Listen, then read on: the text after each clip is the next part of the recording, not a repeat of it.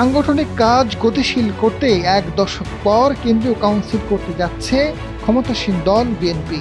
এরই মধ্যে ব্যাপক প্রস্তুতি নিচ্ছে কেন্দ্রীয় কমিটি। আসন্ন ঈদুল আজহার পর এই কাউন্সিল হওয়ার কথা রয়েছে। এবারের কাউন্সিল দলটির স্থায়ী কমিটিতে ঠাঁই পাচ্ছেন নতুন ৮ মুখ। গঠনতন্ত্র অনুযায়ী প্রতি ৩ বছর পর পর কাউন্সিল হওয়ার রেওয়াজ রয়েছে, তবে জাতীয় ও আন্তর্জাতিক নানা সীমাবদ্ধতায় নির্দিষ্ট সময়ে তা বাস্তবায়ন করা সম্ভব হয়নি। সর্বশেষ ষষ্ঠ কাউন্সিল অনুষ্ঠিত হয়েছে ২০১৬ সালে। এবার হবে সপ্তমবারের মতো। বিগত দিনে নানা সীমাবদ্ধতার কারণে তাদের দলীয় সর্বোচ্চ পর্যায়ের এই কর্মসূচি ছিল সংকুচিত। এবার উৎসবের আমেজ রাজধানীর পাশাপাশি সারা দেশে ছড়িয়ে দেওয়া হবে।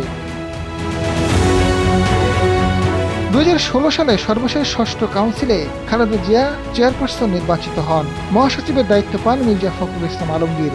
২০২৫ সালের ৩০শে ডিসেম্বর পর্যন্ত আমৃত্যু চেয়ারপারসনের দায়িত্ব পালন করেন খালেদা জিয়া। গত ৩০শে ডিসেম্বর খালেদা জিয়ার মৃত্যুর পর চলতি বছরের ৯ জানুয়ারি দলের সর্বোচ্চ নীতি নির্ধারণী ফোরাম জাতীয় স্থায়ী কমিটি তারেক রহমানকে চেয়ারম্যানের দায়িত্ব দেয়।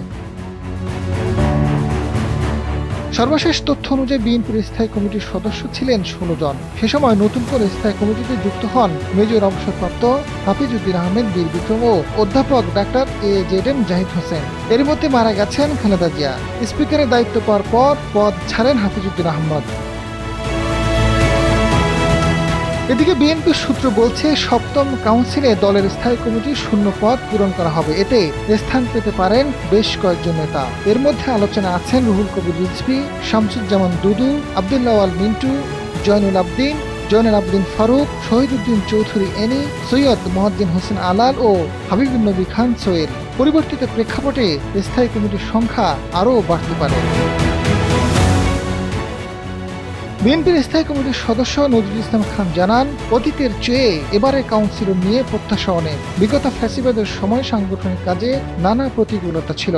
এবারে কাউন্সিল হবে উৎসব মুখর। এতে দলের সর্বস্তরে আসবে নতুন নেতৃত্ব। শীঘ্রই কাউন্সিলের পথনকশা ঘোষণা করা হবে। আজাদ ফারুক, সময়ের আলো।